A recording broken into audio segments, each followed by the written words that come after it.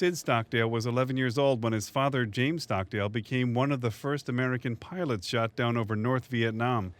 Now their family table from their home on Coronado is the centerpiece of a new exhibit. This is the table, the dining room table around which the wives of prisoners and missing first gathered on October the 7th, 1966. His father was 40 when he was shot down and taken prisoner. As the wife of the highest-ranking officer, his mom, Sybil Stockdale, took it upon herself to begin organizing the growing number of wives who were in the same situation. They began to ask each other what they should do, and that, over time, evolved into regular gatherings at our family house of this group of women that gave birth eventually to the League of Families of POW MIA in Southeast Asia, which became a nationwide movement. The movement sprung up organically at bases around the country. Karen Olson Butler was at Naval Air Station Lemoore near Fresno when her husband was shot down in 1965. And he was considered missing in action, but there was an inference that he probably was killed in action. I found out he was alive 5 weeks later on the Today Show. And a friend had called me and said that they had just announced that he was a prisoner of war.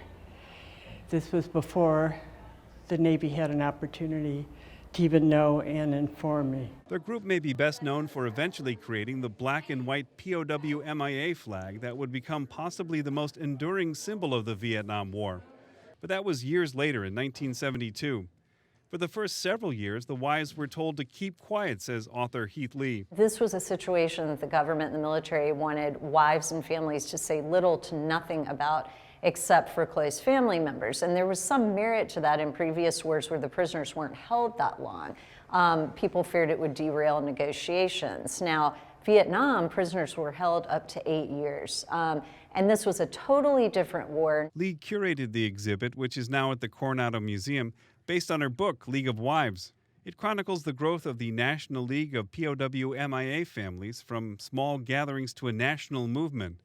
Sybil Stockdale was the first wife to go public about the treatment of prisoners in an article that ran in the San Diego Union in 1968.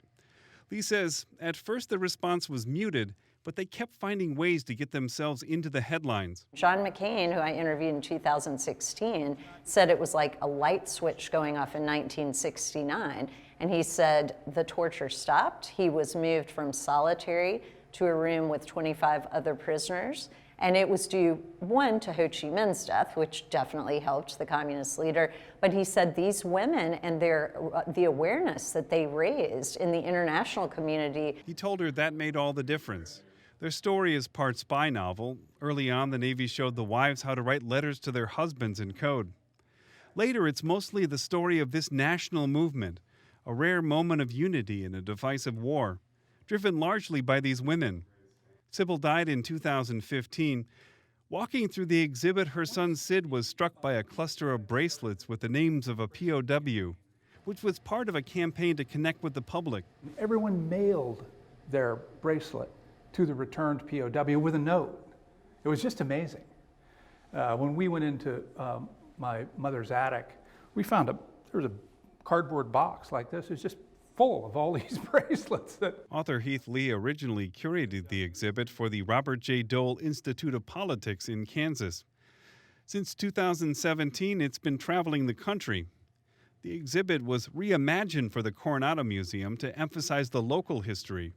It's now open to the public. Steve Walsh, KPBS News.